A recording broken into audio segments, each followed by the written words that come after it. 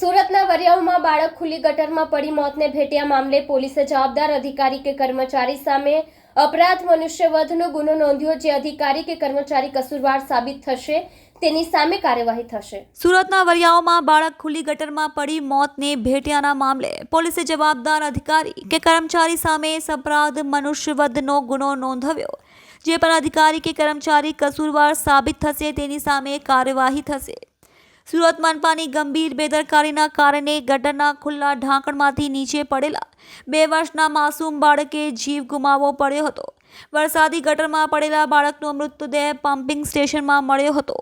મૃતદેહ સમીમેરમાં લઈ જવાતા પરિવારે કસૂરવાર અધિકારીઓ સામે પગલાં ન લેવાય ત્યાં સુધી પોસ્ટમોર્ટમ કરાવવા અને મૃતદેહ સ્વીકારવા ઇનકાર કર્યો હતો।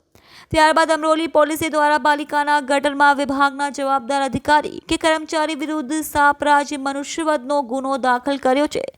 તપાસમાં જે કસૂરવાર નીકળશે તેની સામે કાર્યવાહી કરવામાં આવશે। હાલ બાળકના મૃતદેહને ફોરેન્સિક પોસ્ટમોર્ટમ માટેની તજવીજ હાથ ધરવામાં આવી છે। ત્યારબાદ પરિવારને બાળકનો મૃતદેહ સોંપવામાં આવશે।